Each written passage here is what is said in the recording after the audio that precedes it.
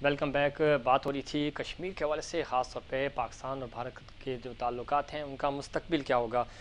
इसमें चूँकि ब्रेक पे जाने से पहले जब हम बात कर रहे थे वाजपेयी साहब के दौर में और मुशर्रफ साहब के दौर में, कुछ नुकात थे जहाँ पे पाकिस्तान और भारत दोनों मुत्तफिक हो चुके थे। कश्मीर के हवाले से 4 पॉइंट फार्मूला दिया गया था।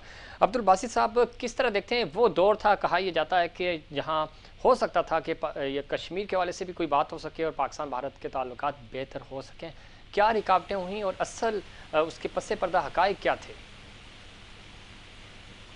देखिए, जहाँ तक 4 पॉइंट फार्मूला का ताल्लुक है, मेरे ख्याल में, और मैं ये बरमला कहता भी रहा हूँ कि मुशर्रफ साहब से एक बहुत बड़ी गलती हुई जब उन्होंने 4 पॉइंट जो उनका फार्मूला था उसको जी। पब्लिकली अनाउंस किया।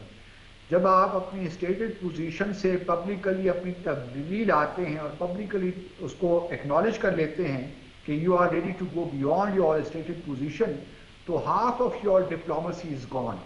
और यही बिल्कुल मुशर्रफ साहब के साथ भी हुआ। मेरा अपना ख्याल ये है कि कसूरी साहब अपनी किताब में, और उनके साथ मेरी बहुत मुलाकातें भी हुई हैं, वो ये क्लेम करते हैं कि पाकिस्तान और भारत बहुत करीब थे।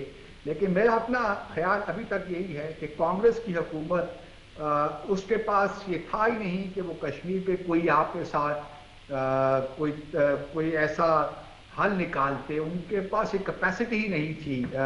मनमोहन सिंह के साथ पास वो एक टेक्नोक्रेट प्राइम मिनिस्टर थे, ना उनका मैंडेट था इस किस्म का। तो मेरा नहीं ख्याल कि वो, बल्कि बस यही कांग्रेस की हुकूमत हो या भाजपा की हुकूमत हो या बीजेपी की हुकूमत हो, तमाम भारत की हुकूमतों ने पाकिस्तान को मुज़ाकरात में उलझाया है ताकि कश्मीर पे अपना तसल्लुत को वो कंसोलिडेट कर सकें। और यही काम पिछले 15 सालों से हुआ है। तो खास सर, तौर हम पे हम हम अब क्यों जबकि हुकूमत, क्यों हम इस उलझन का शिकार रहे और हम नहीं समझ सके भारत की इस मकार जो चाल थी उसको? नहीं, बहुत से लोगों ने, जिस तरह देखे, कुछ मेरे प्रोडिसेसर भी थे जिन्होंने हाई कमिश्नर के तौर पे काम किया, मैं खुद भी, हम ये तमाम बातें हर हुकूमत वक्त को हम बताते रहे ये सब चीज़ें। लेकिन हम बड़े पॉलिटिक रहे दहशतगर्दी के मामले में भी। हालांकि दहशतगर्दी के मामले में भी आप देखिए, कमांडर कुलभूषण जाधव का मामला कहाँ हो गया, ख़त्म होकर रह गया। जी। हमने उसको भी सही मानों में एक्सप्लॉइट नहीं किया जो हमें करना चाहिए था उसको भारत को एक्सपोज करने में, हम वो भी नहीं कर पाए। तो हमसे बहुत, और अभी भी मैं समझता हूँ कि हमारे पास करने को बहुत कुछ है, भारत को एक्सपोज करने को बहुत कुछ है। ईयू देखे, डिस इन्फो लैब जो है, हमारे पास कितनी बेहतरीन एक थी, मवाद था भारत को एक्सपोज करने का, हम वो भी नहीं कर पाए। दहशतगर्दी में हमारे, आप पीछे देखिए, तहरीक तालिबान पाकिस्तान से लेकर बलूचिस्तान लिबरेशन आर्मी या बलूचिस्तान रिपब्लिकन आर्मी, कितने हमारे पास शबाइद सब मौजूद हैं, लेकिन हम नहीं कर पाते। कुछ हमारे अपने एटीट्यूड्स हैं। मसला हमारा बुनियादी तौर पे ये है ज़फ़ीर साहब कि हमारे इंस्टीट्यूशंस में कैपेसिटी नहीं है कि किसी इनिशिएटिव को सस्टेन कर सकें। फिर हमारे यहाँ एक प्रॉब्लम ये है कि हमारे क्लैरिटी नहीं है कि हमारी बॉटम लाइंस क्या हैं, हमने किस हद तक चीज़ों को आगे लेकर जाना और कहाँ पे हमने रुकना है। बिल्कुल ठीक कह रहे हैं अब्दुल बासित साहब, लेकिन 74 ईयर्स हो गया हमें, हम कब ये चीज़ समझेंगे? भारत हमसे आगे निकलता जा रहा है, बांग्लादेश हमसे बहुत बाद में ज़रा सेपरेशन हुई, अलग हो गया, अब वो हमसे आगे निकल गया, चाइना हमसे आगे निकल गया, यूएई सऊदीया जिनको हमने बनाया वो हमसे आगे निकलते जा रहे हैं। तो हम क्यों इतने वीक हैं? हम इसलिए वीक हैं कि हमने अपने इदारों को मजबूत नहीं किया। हमने एक जो इदारों के लिए होता है, मिसाल के तौर पर आज भी देख लीजिए, वही हालात हैं। कहाँ मेरिट है, कहाँ हर जगह नेपोटिज्म है, कोई तकर्रियाँ सही नहीं होती। ठीक। मैंने पिछले अपने किसी इंटरव्यू में कहा था कि मुझे अगर वज़ीर आज़म सिर्फ ये इख्तियार दे दें कि अगले 10 साल जो सुफरा हैं 20 ममालिक में जी। वो मैं भिजवाऊंगा, मुझे सिर्फ ये इख्तियार दे दें तो मैं आपकी सारी डिप्लोमेसी ठीक कर सकता हूँ। ये कोई बहुत बड़ी बात नहीं है, लेकिन हमें जो सफारशी कल्चर है हमारा, इससे निकलना पड़ेगा। ठीक है, इसके साथ ज़िमनी सवाल, चूंकि सर प्रोग्राम आपसे बातें बहुत करनी है, इंशाल्लाह हम नेक्स्ट प्रोग्राम्स रखेंगे आपके साथ। लेकिन सफारतकारों का आपने जिक्र किया, वज़ीर आज़म ने पिछले दिनों उनके साथ कुछ बातें भी की और चूँकि ऑनर भी की गई, उस पर बड़ा सफारतकारों ने बुरा मनाया। आप समझते हैं कि तल हकीकत थी, ठीक है टीवी पे नहीं कहना चाहिए था, सबके सामने नहीं कहना चाहिए था, लेकिन वज़ीर आज़म ने जो बातें की वो सच नहीं है?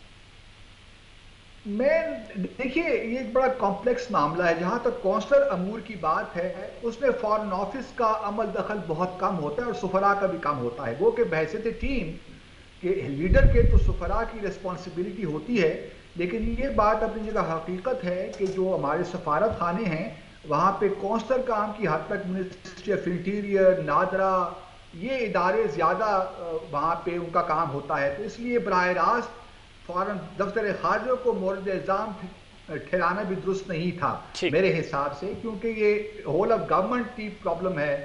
یہ صرف فارن آفس کے مسئلہ نہیں ہے، ٹھیک یہ ہے. بنیادی طور پہ جو دوسرے لائن ڈپارٹمنٹس ہیں ان کا ٹھیک ہے مسئلہ عبد ہے. الباسط صاحب، ہم کیپٹن صاحب کا کلبھوشن یادیو کے حوالے سے پوائنٹ آف ویو لیتے ہیں اور اس کے بعد پھر ہم اسرائیل کے حوالے سے بھی بات کریں گے. کیپٹن صاحب آپ کچھ ایڈ کرنا چاہ رہے تھے، خاص طور پہ مس ہینڈل ہوا ممبئی اٹیک کی کہ جس طرح ہم نے مس ہینڈل کیا، اسی طرح کلبھوشن یادیو کو جتنا ہم نے ایکسپوز کرنا تھا انڈیا کو اس لحاظ سے ایکسپوز نہیں کر سکے. عبد الباسط صاحب بھی یہی کہہ رہے ہیں کہ ہمیں یہ بڑا اچھا موقع تھا ہمارے پاس. عبد الباسط صاحب کی ماشاءاللہ سے ڈپلومیٹک لینگویج ہے. میرے پاس وہ ڈپلومیٹک لینگویج نہیں، ہم فوجی ہیں، وی کال اے اسپیڈ اے اسپیڈ. تو یہ گلبھوشن کے حوالے سے کوئی مس ہینڈل نہیں کیا. It was by design. Nawaz Sharif نے ڈیزائن ان کو کہا کہ ہم اس کو پھانسی یہ جو بھی ٹرائل ہونے کے بعد آگے ایگزیکیوٹ ہونے نہیں دیں گے، اور انٹرنیشنل کورٹ آف جسٹس میں چلے گئے اور آپ نے آربیٹریشن ایکسیپٹ کر لی. آپ کو یاد ہوگا کہ جب انڈیا نے ہمارا LRMP گرایا تھا جہاز، تو انہوں نے انٹرنیشنل کورٹ آف جسٹس کی آربیٹریشن ایکسیپٹ نہیں کی تھی. اس کا رول کیا ہے کہ دونوں ممالک اگر ایکسیپٹ کریں تب آپ وہاں جا سکتے ہیں. پاکستان نے کیوں ایکسیپٹ کیا؟ نہیں ایکسیپٹ کرتے تو آپ نہیں جا سکتے، آپ نے سزا دے دی تھی، آپ ایگزیکیوٹ کرتے. تو میرا مقصد کہنے کا یہ بدقسمتی نہیں ہے، اس میں کوئی بدقسمتی نہیں ہے. یہ جان بوجھ کر آپ نے یہ اپنے پاؤں پہ کلہاڑی ماری ہے. جو حکومت وقت رہی ہے انہوں نے اس چیز کو نظر انداز کیا. انہوں نے ان کی اپیسمنٹ جو پالیسی تھی towards India and towards United States, ان کے وہ اسی پہ کار بند رہے اور ہم اس چیز میں مسلسل الجھتے چلے گئے. دوسری بات، جو سفارتکار جو باہر ملکوں میں ہیں ان میں انڈر کور لوگ بھی بیٹھے ہوتے ہیں انٹیلیجنس کے. مجھے یہ بتایا جائے، میں پہلے بھی سوال کر چکا ہوں کہ یہ کیسے ممکن ہے کہ وہ کیا کہتے ہیں جو انڈین جو نیٹ ورک تھا اتنی آپ کے لیے فیک خبریں چلا رہا تھا اور وہ آپ کو بدنام کر رہا تھا. ہمارے جو انڈر کور لوگ وہاں بیٹھے ہوئے تھے کیا کر رہے تھے؟ جو سفیر وہاں بیٹھے ہوئے تھے کیا کر رہے تھے؟ دے ڈڈ ناٹ ڈو. سو اس میں یہ کہنا کہ جی ان کو برے الزام نہیں ہو، وی کال اے اسپیڈ. جو لوگ جس کام کے لیے وہاں گئے تھے they should have had their eyes and ears open, دیکھتے کیا ہو رہا ہے، رپورٹ کرتے اور اس کے خلاف کارروائی کرتے. بالکل ٹھیک کہہ رہے ہیں عبد الباسط صاحب. اب ہم اسرائیل کے حوالے سے بات کریں گے. اسرائیل اور فلسطین کا جو تنازع ہے، فلسطین چونکہ اس کے ساتھ ہماری جذباتی وابستگی ہے، اور اس کے حوالے سے آپ کے جو ویلاگس ہیں ہم نے وہ بھی دیکھے.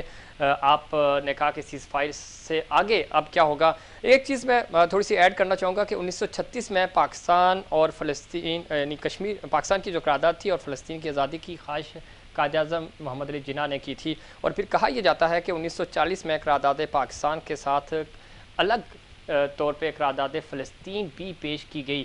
تھوڑا سا میں چاہوں گا کہ تاریخی پس منظر میں چونکہ آپ کا بڑا تجربہ ہے، آپ یہ بتائیں کہ واقعی میں قرارداد فلسطین بھی اس وقت رکھی گئی تھی، اور اگر نہیں بھی رکھی گئی تھی تو 1936 میں چونکہ قائد اعظم محمد علی جناح کی بھی یہ خواہش تھی کہ فلسطین کے حوالے سے ہم کام کریں، ان کی آزادی کے لیے ہم لڑیں. تو اس پورے پس منظر کو آپ کس طرح دیکھتے ہیں؟ نہیں، قائد کا تو دیکھیں، فلسطین پہ جو بیانات تھے ان کی سٹیٹمنٹ تو بڑی کلیئر ہیں، اور انہوں نے تو بلکہ جو جوئش اسٹیٹ کا بننا اٹ سیلف، اس کے بارے میں جو ان کی سٹیٹمنٹس ہیں وہ بڑا کلیئرلی، اور ہمارے لیے یہی میسج ہے قائد کی طرف سے کہ جب تک فلسطینیوں کو ان کا حق خود ارادیت نہیں مل جاتا، اسرائیل تو ایک شیطان کی مانند ہے اس خطے میں. تو قائد اعظم کا ویژن تو بڑا کلیئر تھا، اور آج ہم جب 73 سال پیچھے دیکھتے ہیں تو قائد کی فہم و فراست پہ ایک عجیب سا ہمیں مطلب ایک حیرت سی ہوتی ہے کہ اتنا ایک ایسا شخص جو کہ آگے کی دیکھ رہا ہے. تو یہ جہاں تک قائد کی بات ہے، اور پاکستان کا بھی دیکھیے اوور آل میں سمجھتا ہوں کہ ہمارا ابھی جو سنس آر انڈیپینڈنس آف 1948 جب سے اسرائیل بنا، اس وقت سے لے کر آج تک ہمارا تو بہت مضبوط رہا ہے اسٹانس فلسطین کے معاملے میں، کیونکہ اس طرح سیاسی مسئلہ نہیں ہے. جس طرح آپ نے بالکل صحیح فرمایا، ایک ہمارا دینی مذہبی معاملہ بھی ہے اور خاص جذبات اس کے ساتھ وابستہ ہیں.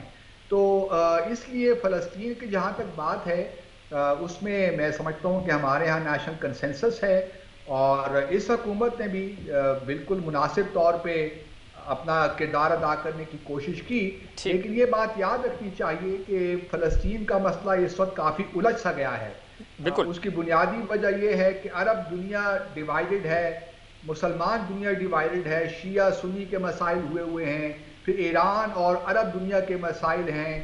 ایران کا پھر جو عرب دنیا میں انفلوئنس ہے وہ ایک بڑا پرابلم ہے. پھر ایران کا جو نیوکلیئر پروگرام ہے عرب دنیا اس سے خائف ہے, وہ اسرائیل کی طرف دیکھ رہے ہیں. تو فلسطین کا معاملہ جو 2 اسٹیٹ سلوشن ہے میں سمجھتا ہوں اس سے اب کافی دور چلا گیا ہے. اس کی وجہ کیا ہے؟ خاص طور پہ جب ہم سر اس خطے کی بات کرتے ہیں, مڈل ایسٹ کی بات کرتے ہیں, ترکی کی بالکل الگ پالیسی ہے اسرائیل کو لے کر, سعودی عرب کی بالکل الگ ہے, وہاں میں مفادات پہلے نظر آ رہے ہیں, اور ایون کہ وہاں وہ اسلامی جذباتی وابستگی بھی ہمیں سعودیہ کی وہ نظر نہیں آ رہی. اب چونکہ بنگلہ دیش بھی کا بھی تھوڑا سا ہمیں جھکاؤ, حالانکہ بنگلہ دیش کے وہ تعلقات اسرائیل کے ساتھ کبھی نہیں رہے, لیکن جو ابھی وہ ڈیولپمنٹ نظر آ رہی ہے شاید وہ بھی تسلیم کرنے جا رہا ہے. تو پاکستان آپ کو لگتا نہیں ہے کہ پورے خطے میں اکیلا رہ جائے گا آہستہ آہستہ, چونکہ سفارتکاری پہ مفادات جو ہیں وہ ترجیح ہے ہمارے اسلامی ممالک کی؟ میرا نہیں خیال کہ ابھی ہمیں کوئی جلدی ہے اس میں. مجھے نہیں لگتا کہ سعودی عرب میں بھی کوئی جلدی ہے. سعودی عرب بھی اسرائیل کو اس وقت تک تسلیم نہیں کریں گے جب تک فلسطین پہ کچھ کنکریٹ پروگرس نہیں ہوگی. اسی طرح بنگلہ دیش پہ یقینی طور پہ بھارت کا پریشر ہے, حسینہ واجد پہ اسرائیل کا ہی پریشر ہے, لیکن وہ بھی اپنا وقت لیں گے. پاکستان کے لیے کوئی جلدی نہیں ہے. پاکستان کو بالکل اپنا جو ہے مقدمہ بالکل ٹھیک ہے, ہم صحیح سمت میں ہیں, کیونکہ ہمارا صرف فلسطین کا مسئلہ نہیں ہے, ہمارے لیے کشمیر کا مسئلہ بھی ہے. اگر آپ اسرائیل کو فلسطین کے تنازع کے حل کیے بغیر ریکگنائز کر لیتے ہیں تو اس کا لامحالہ اثر آپ کی کشمیر پالیسی پہ بھی پڑے گا. جو آپ کا پرنسپل اسٹانس ہے کشمیر پہ اس کا بھی افیکٹ ہوگا. اس لیے ہمیں اس طرف دیکھنا بھی نہیں چاہیے کہ ہم نے اسرائیل کو تسلیم کرنا ہے اور کسی طور بھی فلسطین کے کاز سے ہم نے ہٹنا ہے, کیونکہ یہ سوسائڈل ہوگا آپ کی کشمیر پالیسی کے لیے بھی. بالکل ٹھیک کہہ رہے ہیں, لیکن جو جس طرح کا پریشر بلڈ ہو رہا ہے, چونکہ مالی طور پہ ہم تھوڑا سا کمزور ہیں, تھوڑا سا نہیں بہت زیادہ کمزور ہیں, مڈل ایسٹ کا بڑا پریشر ہے ہم پہ, سعودیہ کا بہت زیادہ پریشر ہے, تھوڑا سا میرا نہیں خیال کہ سعودی عرب کا پریشر ہے ظفیر اس معاملے میں جی, کیونکہ ابھی سعودی عرب خود بھی تیار نہیں ہے اسرائیل کو تسلیم کرنے میں. گو کہ رجحان ان کا ہے, اس طرف جھکاؤ بھی ہے, لیکن میرا نہیں خیال, مجھے نہیں لگتا کہ یہ کوئی امیڈنٹ ہے یا ہونے والی چیز ہے. اس سے بھی بہت سال لگیں گے سعودی عرب کو اس مقام تک پہنچنے کے لیے. تو اس لیے ہمارے پاس وقت ہے, ہمیں اس وقت اپنے اندر جو معاملات ہیں ان کو ٹھیک کرنا ہے, اپنی اکانومی کو ٹھیک کرنا ہے, تاکہ ہمارے پاس تھوڑی سی اسپیس زیادہ ہو فارن پالیسی ایشوز میں, تاکہ ہم اپنا جو مقدمات ہیں ہمارے ان کو ہم بھرپور طریقے سے باہر دنیا میں پیش کر سکیں. ٹھیک ہے. کیپٹن عدیل صفی صاحب, آپ کس طرح دیکھتے ہیں, آپ نے گفتگو بھی سنی, چونکہ سعودیہ کا بالکل ہم اسلامک بلاک جو بنا ہوا بھی ہے اس کو بھی ہم یوٹیلائز نہیں کر پا رہے. ترکی کی بالکل ڈیفرنٹ پالیسی ہے اسرائیل کو لے کر, اور سعودیہ کی بالکل ڈیفرنٹ ہے, اور ہم ان کی پالیسی کو کہیں نہ کہیں ٹو کر رہے ہوتے ہیں. آپ سمجھتے ہیں کہ پاکستان کی اہمیت بالکل ہے, لیکن ہم سفارتکاری اور جو ہمارے مالی مفادات ہیں ان میں الجھ جاتے ہیں؟ دیکھیں, دونوں الگ چیزیں, جو مالی مفادات ہیں اور کمرشل انٹرسٹ ہے وہ تو ہمیشہ ہے, ہمیشہ رہیں گے, لیکن جو اصولی موقف ہے ہمارا ایشو کے حوالے سے اس میں کوئی تبدیلی نہیں آنی چاہیے, اور وہ اس وقت تک نہیں قائم رہے گی جب آپ کی کلیئرٹی آف تھاٹ اور جو فوکس ہے وہ یہی رہے گا کہ جی ہم نے یہ اچیو کرنا ہے, اور اکارڈنگلی آپ کی جو پالیسی ہے in dealing with those states وہ اسی طریقے سے پھر شیپ کرے گی. جہاں تک کہ سعودیت اور OIC یا عرب ممالک کی جو آپس میں ان کی ناچاکیاں ہیں یا ایگریمنٹ نہیں ہے, یہ ہمیشہ رہیں گی, کیونکہ یہ کس لیے ہوتی ہیں, جو باہر کے جس کا ہم نے اب تک ذکر نہیں کیا, جو CIA اور دوسرے جو آپ کے ویسٹرن ایجنسیز ہیں, ان کا مقصد کیا ہے؟ ان کا مقصد یہی ہے کہ اس طریقے کے ابہام اور خیالات لوگوں کے دماغوں میں ڈالیں جس سے یہ ایمبیگوٹی اور ایمبیولنس چلتا رہے اور یہ آپس میں ایک دوسرے سے نہ مل پائے. میں ابھی جو مین فوکس یہ کہ 2023 میں ٹرکی کی جو پابندیاں ہٹ جائے گی. ٹرکی کو کیا چاہیے؟ Turkey would like to regain its original status جگہ وہ کہہ رہے ہیں. اس کے لیے پاکستان کے پاس ایک بہت عمدہ راستہ ہے. اگر کلیئرٹی آف تھاٹ ہے تو پاکستان از اے نیوکلیئر پاور. پاکستان ان کے ساتھ ہاتھ ملائے اور یہ جو لارنس آف اریبیا نے جو ان سے یہ چیزیں چھینی تھی واپس ان کو دلائے. جو خلافت تھی اس کو ری اسٹیبلش کرے. ایک سیکنڈ, اس کو ری اسٹیبلش کرے اور اس کے بعد وہاں سے پھر آگے جب چلیں گی تو باقی جو چیزیں خود اپنی جگہ بیٹھیں گی. بیکاز اس کا جو حل ہے وہ یہی ہے کہ ٹرکی کو ری اسٹیبلش کریں, خلافت عثمانیہ جس کو انہوں نے توڑ کے یہ سب کچھ وہاں پر لے کر آئیں اور پھر آپ آگے چلیں. That is the only way. ٹھیک ہے, تھینک یو سر. اچھا عبدالباسط صاحب, چونکہ وقت کم ہے ہمارے پاس, تقریباً 1.5 منٹ بچے ہیں. 2 سوال ہیں, مختصر جواب چاہوں گا کیونکہ یہ جواب لمبے ہو سکتے ہیں لیکن مختصر ٹائم کی نزاکت. کیا سمجھتے ہیں, ایک عوامی پرسیپشن ہے چاہے وہ آزاد کشمیر کے لوگوں کا ہو, کشمیر کے لوگوں کا ہو اور پاکستانی عوام کا, وہ یہ کہتے ہیں عوام کی طرف سے یہ سوال ہے کہ شاید کشمیر کا سودا ہو چکا ہے. آپ چونکہ آپ نے بڑا قریب سے دیکھیں یہ سارے معاملات, آپ کیا سمجھتے ہیں واقعی ایسی کوئی بات ہے یا یہ ایک رومر ہے؟ اور دوسرا, چونکہ سوال ایک ساتھ ہی کر دیتا ہوں, جلدی ریٹائرمنٹ کی وجہ کیا ہے؟ چونکہ کوئی پریشر تھا آپ کے اوپر, آپ جیسے سفارتکاروں کی پاکستان کو ضرورت تھی, ضرورت ہے اور ضرورت رہے گی.